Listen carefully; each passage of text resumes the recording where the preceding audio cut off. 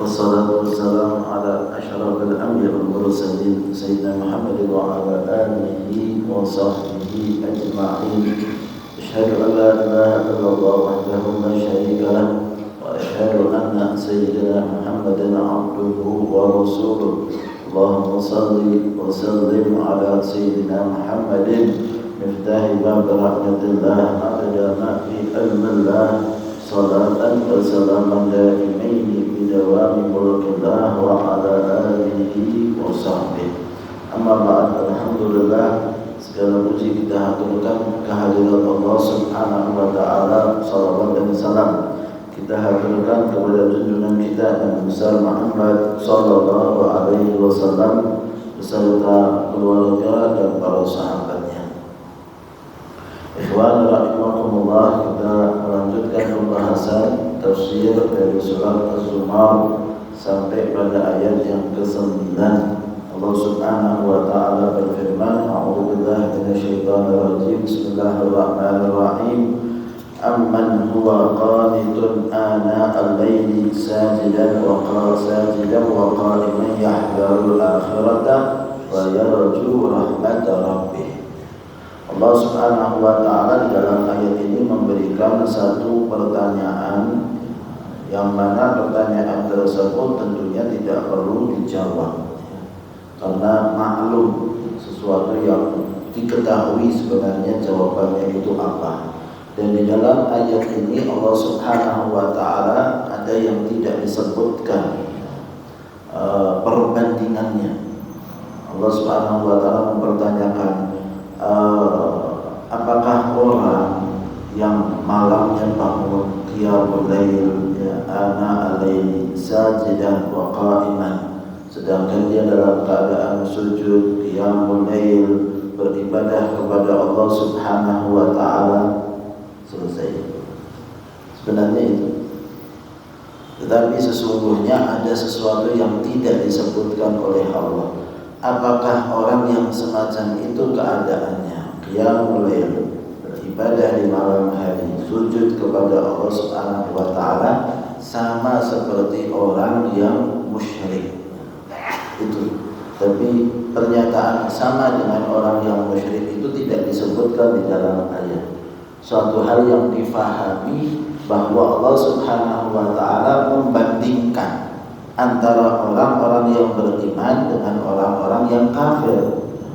Tetapi Allah hanya sebutkan dalam perbandingan tersebut orang-orang yang beriman keadaannya bagaimana, tapi tidak disebutkannya orang-orang yang musyrik. Itu sesuatu hal yang maklum, suatu hal yang dipahami sebenarnya, ya.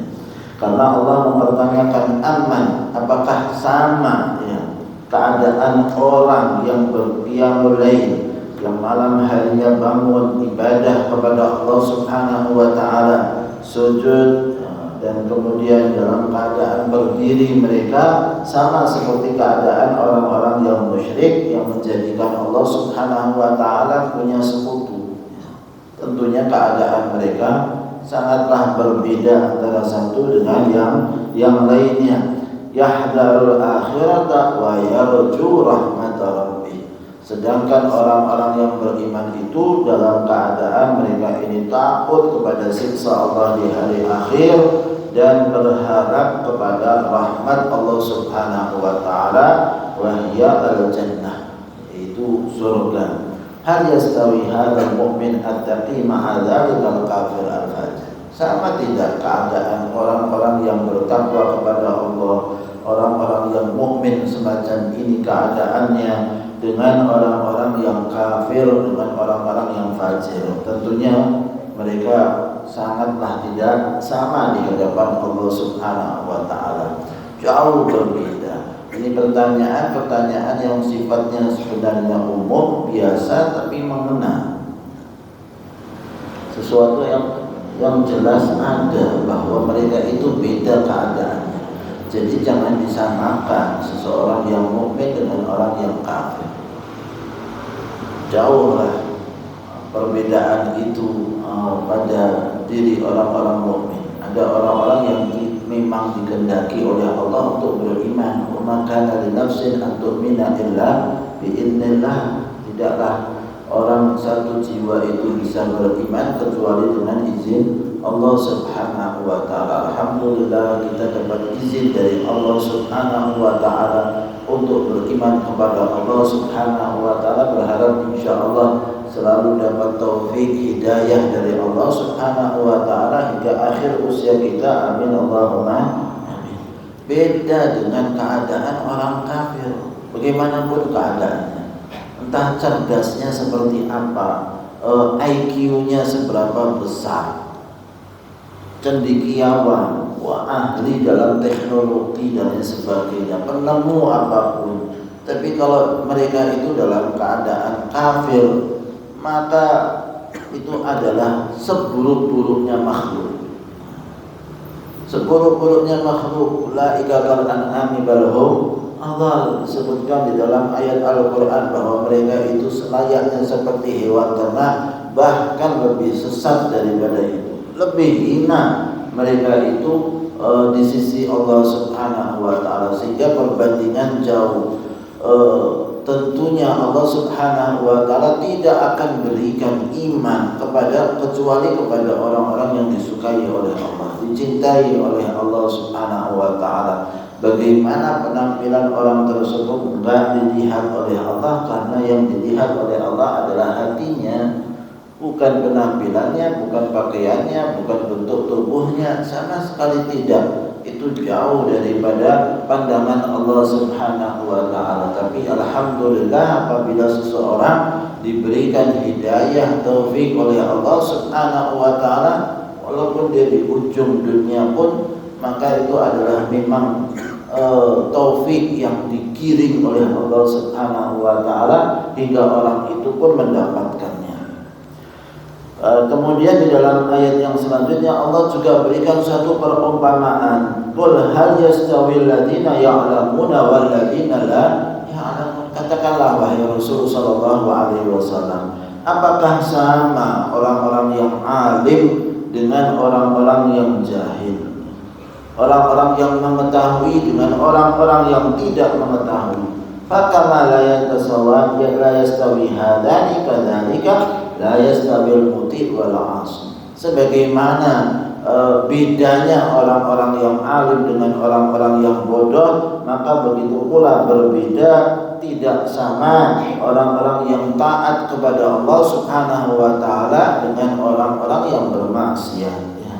Innama yatadzakkaru ulul albab. Sesungguhnya yang mengambil pelajaran itu siapa? Yaitu ulul albab, orang-orang yang dikasih oleh Allah Subhanahu wa taala akal yang sempurna, akal yang sehat, sehingga mereka lah orang-orang yang cerdas. Sedangkan orang-orang kafir mengatakan kalau di dalam ayat disebutkan kiranya kita ini mempunyai akal, maka niscaya kita ini tidak termasuk daripada penghuni neraka sa'ir. Itulah lau kana asma au aqil ma kunna fi ashabis sa'ir. Kita tidak akan lau kunna na'qil au nasma' la kunna min ashabis sa'ir. Disebutkan di dalam ayat andai kata sesungguhnya kita ini mau mendengar dulu di dunia dan mau berakal, niscaya kita tidak termasuk. Sehingga jelas bahwa mereka ini adalah orang-orang yang menganggap diri mereka dulu di dunianya tidak berakal. Cerdas bagaimanapun, cendekiawan bagaimanapun, tapi kalau seseorang tidak mempunyai keyakinan kepada Allah Subhanahu wa taala, maka mereka adalah orang-orang yang tidak berakal. Betapa banyak kita dapati di dalam ayat Al-Quran peringatan seseorang itu untuk menggunakan akalnya. Afala tatafakkarun? Apa kalian ini tidak berpikir, tidak merenung? Innama yatadzakkaru ulul albab. Sesungguhnya yang mengambil pelajaran itu adalah orang-orang yang cerdas, orang-orang yang berpikir. Semacam itu ayat menganjurkan kepada kita supaya kita ini mau merenung, mau berpikir, gunakan akalnya untuk mendekat kepada Allah Subhanahu wa taala. Imam Al-Fakhr Razi menyebutkan di dalam tafsirnya, ketahuilah bahwa di dalam ayat-ayat ini terdapat rahasia yang luar biasa. Mengapa? Karena di awal ayatnya Allah Subhanahu wa taala sebutkan amal. Amman huwa qanitun ana al-laili sajidan wa qa'iman. Amal yang dikerjakan oleh seseorang. Lalu diakhiri di dalam ayat dengan ilmu. Qul hal yastawil ladina ya'lamuna wal ladina la ya'lamun. Beda antara orang yang berilmu dengan orang yang tidak berilmu. Sedangkan amal seperti yang disebutkan, ya, qiyam, sujud, berdiri, ya, malam harinya. Sedangkan ilmu adalah ayat tersebut, hal yastawil ladina ya'lamuna wal ladina la ya'lamun, menunjukkan bahwa sempurnanya manusia itu dalam dua hal ini. Dua hal ini. Manusia itu jadi sempurna kalau dia ini punya amal dan punya ilmu. Bukan punya Rolls Royce, ya. Bukan punya mobil yang hebat. Itu bukan menunjukkan sempurnanya manusia. Bukan yang sempurna adalah orang yang rumahnya megah, uangnya kemudian banyak. Itu bukan orang yang dianggap sempurna. Sempurnanya manusia, seseorang itu beramal, beribadah kepada Allah Subhanahu wa taala yang dilandasi dengan ilmu. Di sini saja. Cari di dunia itu yang semacam ini. Hidup di atas dunianya dengan ilmu yang dimilikinya, beramal dengan ilmu tersebut. Itu sajalah itu. Mau cari apa lagi? Manusia sempurnanya itu. Binatang mereka itu tidak punya ilmu. Orang-orang kafir itu adalah orang-orang yang tidak berilmu. Sehingga manusia itu dianggap sempurna dengan ilmunya. Maka bagaimana kita bisa dapatkan ilmu? Duduk dalam majelis. Duduk dalam majelis, tambah hari tambah ilmu kita ini. Lalu selanjutnya beramal dengan apa yang diketahuinya. Dekat kepada Allah Subhanahu wa taala. Zikir kepada Allah, mengaji Al-Qur'an, i'tikaf dan lain sebagainya, bahwa kita ini adalah orang yang bermartabat. Bermartabatnya dengan itu saja, tidak ada yang lain. Bukan kepandaian bicara, bukan kecerdasan itu ya mampu mengungkapkan ilmu, sama sekali tidak. Ilmu yang dia ketahui, lalu kemudian dia kerjakan ilmu tersebut sesuai dengan apa yang diketahuinya, maka itu sesuatu yang memang dianjurkan. Fal amalu bihi al-bidayah. Amal itu adalah layaknya suatu permulaan, sedangkan ilmu itu adalah akhir.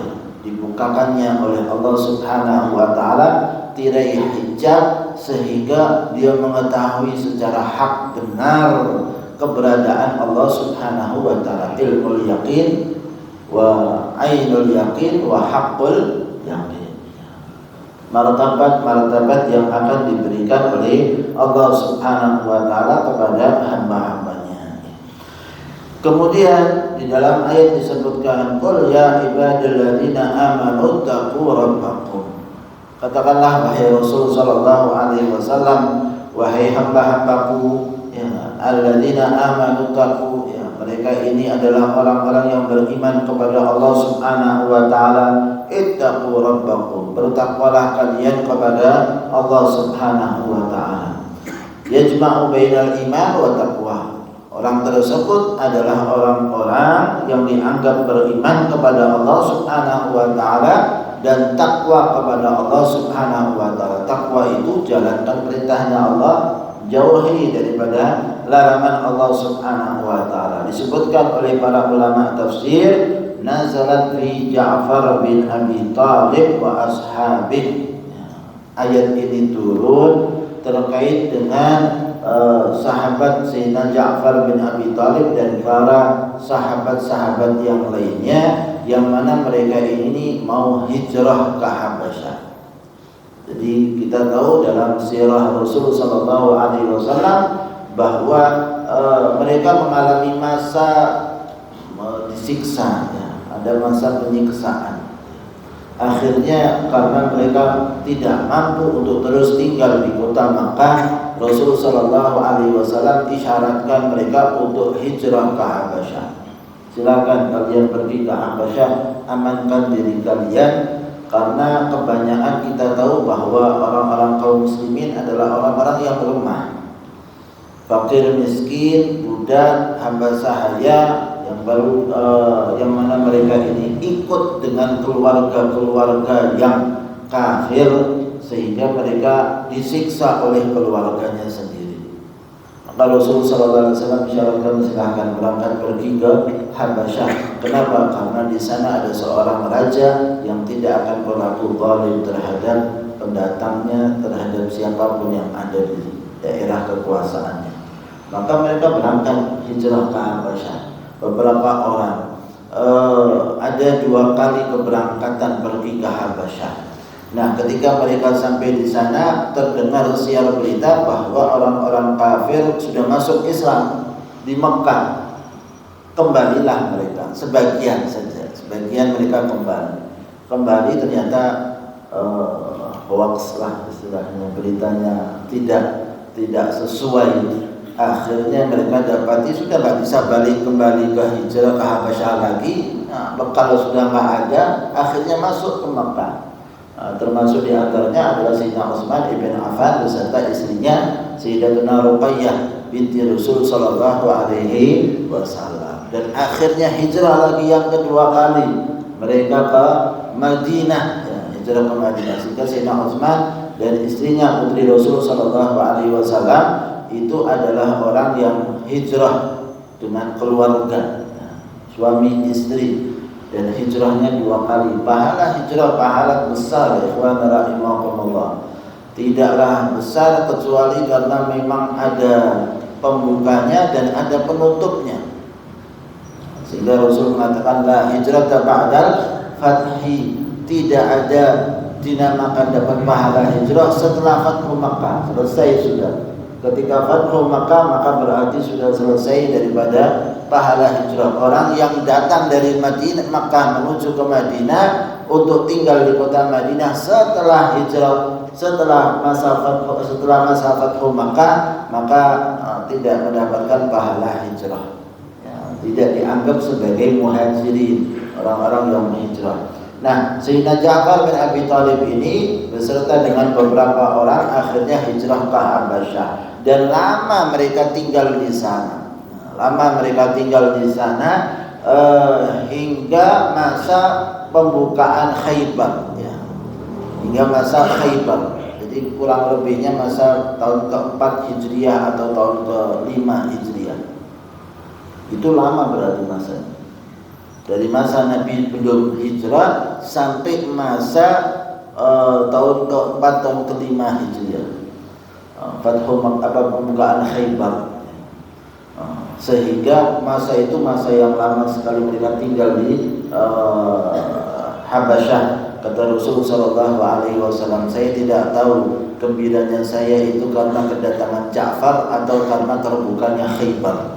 Kata Nabi SAW, saat datangnya orang-orang yang hijrah dari Habasyah, akhirnya mereka pindah semuanya.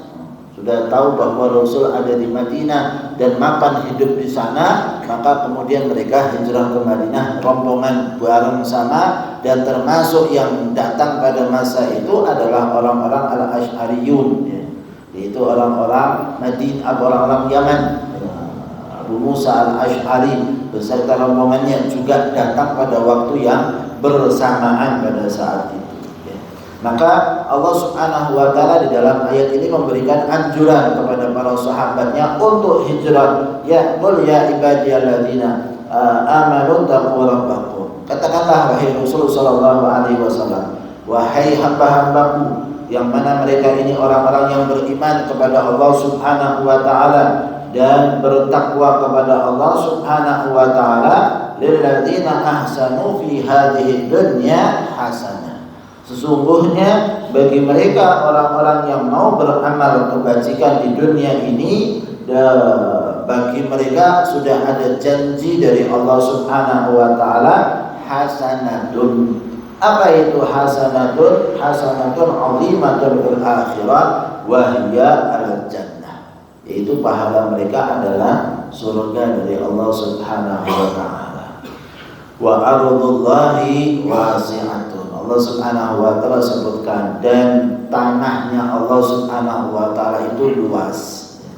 Kalau seseorang akhirnya harus terpaksa hijrah, maka itu semua adalah tanahnya Allah, miliknya Allah. Bumi semua adalah milik Allah Subhanahu wa taala. Anjuran dan hijrah itu hukumnya wajib di masa itu.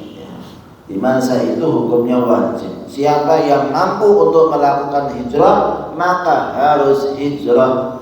Siapa yang akhirnya tidak hijrah, maka dianggap kafir, keluar daripada Islam. Sebab apa?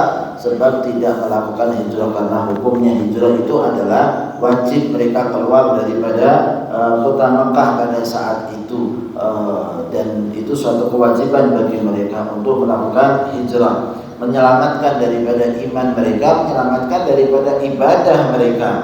Wala tuqimu fi ardin, janganlah kalian ini berada di suatu tempat la tatamakkanuna fiha min iqamati sya'airillah, yang tidak memungkinkan kalian ini untuk menegakkan daripada syiar-syiarnya Allah Subhanahu wa taala. Kita tahu bahwa Rasul sallallahu alaihi wasallam selama di Makkah ada beberapa ibadah yang akhirnya tidak mampu dilakukan. Yaitu apa? Tidak bisa mereka sholat berjamaah di Masjidil Haram, di depan Ka'bah. Tidak bisa mereka melakukan sholat Jumat. Sholat Jumat sudah ada kewajibannya, sehingga yang baru pertama kali melakukan sholat Jumat itu adalah seorang sahabat pemuka Ansar malah, yaitu As'ad ibn Zurarah, orang yang pertama kali melakukan sholat Jumat. Karena orang-orang Ansar sudah banyak jumlahnya sebelum hijrahnya Rasulullah SAW, sehingga dikumpulkanlah mereka melakukan salat Jumat. Barulah setelah hijrah Nabi SAW ke Madinah, akhirnya melakukan yang namanya salat Jumat, sehingga tidak memungkinkan ada syiar-syiar Allah di kota Mekah pada saat itu. Sehingga Allah sebutkan di sini, innama yuwaffas sabiruna ajrahum bighairi hisab. Sesungguhnya Allah Subhanahu wa taala akan menepati daripada orang-orang yang sabar pahala mereka bighairi hisab, tanpa ada hitungan pahala yang akan diberikan oleh Allah Subhanahu wa taala kepada mereka. Siapa itu? Yaitu orang-orang yang sabar.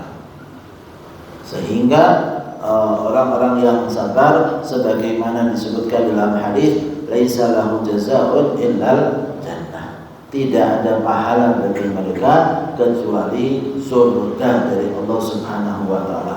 Ada pahala sebagaimana disebutkan, minimalnya 10 kali lipat, 70 kali lipat, 700 kali lipat, ada yang tidak terhingga.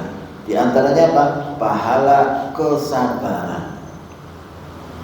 Sabar itu macam-macam, tingkatannya kan beda-beda. Ada sabar dalam menghadapi musibah, ada sabar dalam ketaatan, dan ada sabar dalam menjauhi maksiat. Dan yang paling sulit yang terakhir, yaitu sabar dalam menjauhi maksiat. Kenapa? Karena sabar dalam menjauhi maksiat tidak dikatakan sabar kecuali orang itu benar-benar menjauh daripada maksiat tersebut. Semakin menjauh, maka itu orang berarti adalah orang-orang yang sabar. Dan pahalanya adalah surga dari Allah Subhanahu wa taala. Tidak ada hitungan 70 kali lipat, 10 kali lipat, sama sekali tidak. Tidak pakai takaran. Disebutkan di sini, jazaohum bighairi hasrin, tanpa hitungan, wa biduni adadin aw wazanin. Tidak ada takarannya, timbangannya bagi mereka orang-orang yang bersabar, sehingga mereka mendapatkan bagian pahala yang besar dari Allah Subhanahu wa taala. Dan hidup di dunia ini ya memang kita harus sabar. Apalagi itu sabar dan syukur. antara dua itu, seseorang mendapatkan nikmat dari Allah Subhanahu wa taala atau seseorang mendapatkan musibah dari Allah Subhanahu wa taala, sehingga selalu berada dalam dua keadaan, yaitu syukurnya kepada Allah Subhanahu wa taala dan sabarnya dalam menghadapi ujian. Qul inni umirtu an a'budallaha mukhlishan lahud-din. Katakanlah wahai Rasul sallallahu alaihi wasallam, sesungguhnya aku ini diperintah oleh Allah Subhanahu wa taala untuk apa? An a'budallaha, untuk menyembah kepada Allah Subhanahu wa taala mukhlishan lahud-din, ikhlas dalam ibadahnya kepada Allah Subhanahu wa taala, tidak menyekutukan Allah dengan sesuatu apapun. Katakanlah wahai Rasul sallallahu alaihi wasallam, di dalam ayat ini, qul, katakanlah, diperintahkan oleh Allah kepada Rasul untuk mengatakan kepada kita umat Muhammad sallallahu alaihi wasallam, ini umirtu, sesungguhnya aku diperintahkan oleh Allah. Tidak lain, perintahnya dikhususkan kepada Rasul sallallahu alaihi wasallam, tetapi yang dimaksudkan adalah yang lain. Kalau Rasul sallallahu alaihi wasallam yang memang sudah dari dahulu tauhid kepada Allah Subhanahu wa taala, sebagaimana dalam riwayat disebutkan, aku sudah diangkat menjadi seorang nabi sedangkan Adam masih dalam proses penciptaan. Sudah jadi nabi Rasulullah sallallahu alaihi wasallam, di alam rohnya sudah jadi nabi, sehingga Nabi sallallahu alaihi wasallam tidak mungkin menyekutukan Allah Subhanahu wa taala. Tetapi yang dimaksudkan di dalam ayat adalah kita umat, bahwa sesungguhnya supaya yang lain mengerti perintahnya kepada Rasul, tapi yang dimaksudkan adalah yang lainnya. Bahwa at-targhib lil ghair, tidak lain itu sebagai satu anjuran kepada yang lainnya. Wa umirtu li an akuna awwalal muslimin, dan aku diperintahkan untuk menjadi seorang yang pertama kali muslim. Rasul sallallahu alaihi wasallam, karena Rasul sallallahu alaihi wasallam sudah menjadi nabi sedangkan Nabi Adam masih dalam proses penciptaan. Ya berarti beliau adalah orang yang pertama kali menyembah Allah Subhanahu wa taala, orang yang pertama kali muslim, berserah diri kepada Allah Subhanahu wa taala. Dan itulah ayatnya sebagaimana disebutkan, qala al-Qurtubi wa kadzalika kana. Begitulah Rasulullah sallallahu alaihi wasallam, beliau adalah orang yang pertama kali beriman kepada Allah, muslim, berserah diri kepada Allah. Fa innahu awwalu man khalafa dina abaihi, dan Rasul sallallahu alaihi wasallam adalah orang yang pertama kali menyelisihi daripada ajaran yang ada di masa tersebut. Kita tahu masa jahiliyah, wa khala al-asnam wa hatamaha, Nabi sallallahu alaihi wasallam yang tidak setuju kepada orang berhala-berhala tersebut. Rasul sallallahu alaihi wasallam ketika pergi ke Syria, ke Syam, bersama dengan kakeknya, bersama dengan pamannya Abu Thalib, pada saat itu, maka pendeta Buhaira mengatakan, demi Lata wal Uzza, demi Lata wal Uzza. Kenapa? Karena orang-orang Quraisy itu kebiasaannya sumpahnya itu. Begitu pendeta mengatakan demi Lata wal Uzza, mengatakan stop, kata Nabi SAW. Umur baru 12 tahun Nabi SAW. Beliau mengatakan, tidak ada nama yang aku benci, paling aku benci daripada dua nama tersebut. Gak ada nama yang paling aku benci daripada dua nama tersebut. Jangan bicara sesuatu dengan atas nama kedua berhala tersebut. Sudah dari sejak kecil Rasulullah SAW merasa tidak nyaman dan tidak suka dengan apa yang dilakukan. Kata pendeta, setiap orang Quraisy bicara begini. Orang-orang Quraisy bicaranya semacam ini, karena tahu pendeta Buhaira selalu kumpul dengan mereka orang-orang Quraisy. Maka mau tanya sesuatu kepada Rasul sallallahu alaihi wasallam pakai nama sumpah atas berhala-berhala, Nabi sallallahu alaihi wasallam langsung sudah tidak suka kepada itu semuanya. Sehingga semacam itu Rasul sallallahu alaihi wasallam tidak menyenangi dengan apa yang ada dilakukan oleh orang-orang Quraisy di masa itu, di masa jahiliyah. Dan beliau sallallahu alaihi wasallam yang pertama kali memusuhi mereka, menentang mereka, menyalahkan ajaran-ajaran mereka, sehingga mereka yang tadinya senang kepada Rasul sallallahu alaihi wasallam akhirnya memusuhi Rasul sallallahu alaihi wasallam. Dahulunya mereka juluki Rasul sebagai Al-Amin, tapi begitu mengatakan tentang berhala-berhala mereka, mereka langsung kemudian menyalah-nyalahkan Rasulullah sallallahu alaihi wasallam dengan mengatakan tukang dusta, tukang dukun Rasul sallallahu alaihi wasallam. Padahal dahulunya mereka menyenangi Rasulullah sallallahu alaihi wasallam. Maka kita lihat bagaimana Rasul sallallahu alaihi wasallam menentang mereka sampai mereka itu berusaha dengan berbagai macam cara untuk melakukan penentangan kepada Rasul sallallahu alaihi wasallam, dan terakhir Rasul sallallahu alaihi wasallam datang ke Mekah setelah hijrahnya Rasul sallallahu alaihi wasallam, kembali ke Mekah dengan kejayaannya, lalu menghancurkan daripada berhala-berhala tersebut. Ja'al haqq wa zahaqal batil, innal batila kana zahuqa. Nabi sallallahu alaihi wasallam sentuh itu dengan tongkatnya saja, dan itu mukjizat. Kenapa? Karena berhala-berhala itu sudah dibuat paten oleh mereka dengan timah-timah, sehingga tidak goyah sedikit pun. Tapi Rasul sallallahu alaihi wasallam cukup dengan tongkatnya, sentuh saja. Entah itu sentuhnya dari depan tersungkur ke belakang, atau dari belakang Nabi sentuhnya sehingga tersungkur ke depan. Ja'al haqqu wa zahaqal batil, innal batila kana zahuqa. Enggak pakai tenaga Nabi sallallahu alaihi wasallam. Lalu selanjutnya sahabat ambilin berhala-berhala tersebut, batu-batu tersebut untuk dipindahkan dan dikeluarkan. Entah itu dari dalam Ka'bah ataupun dari sekitar Ka'bah, 360 berhala. Hancur habis semua. Itu perjuangannya besar. 20 tahun Nabi sallallahu alaihi wasallam melakukan dakwah untuk merubah pemahaman orang-orang, sehingga orang-orang kafir yang ada di kota Mekah akhirnya beriman kepada Rasul. Tahu yakin ini salah. Ketika Hindun menanyakan kepada Abu Sufyan, kita ini ajarannya salah tuh dari dahulu. Ketika Fathu Mekah, kata Abu Sufyan, sekiranya mereka bisa menolong, pasti mereka akan menolong diri mereka sendiri. Berhala-berhala tersebut ketika dijatuhkan, harusnya mereka bisa nolong diri mereka sendiri kan, membela diri mereka. Kok kita malah minta sama berhala? Salah besar kita ini dahulu, bodoh kita ini.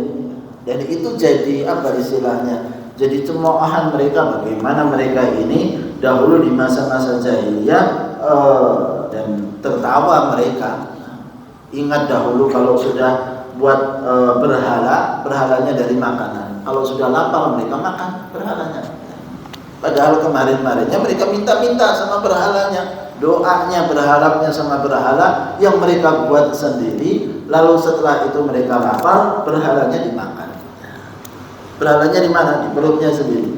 Suatu hal yang menunjukkan kelemahan mereka, kebodohan mereka, dan itu mereka tersadarkan setelah Rasul sallallahu alaihi wasallam penuh dengan perjuangan sampai dibunuh sahabat-sahabatnya. Untuk membuat orang tercergaskan, kan begitu istilahnya, bahwa mereka kan dalam keadaan bodoh, nggak tahu, itu perlu perjuangan. Harta habis untuk perjuangan tersebut, sakit hati yang luar biasa dicemooh oleh mereka, dan sampai terjadinya peperangan hingga membuat tersadarkan mereka. Rasulullah SAW hanya ingin membuat mereka ini cerdas dari masa kebodohan hingga datang hidayah melalui Rasulullah Sallallahu Alaihi Wasallam. Wallahu a'lam bishawab. Qala radhiyallahu ta'ala anhu, "Famadar ala salahin niyyah, wa qad jaa'a rajulun ila Habib Abdullah al-Haddad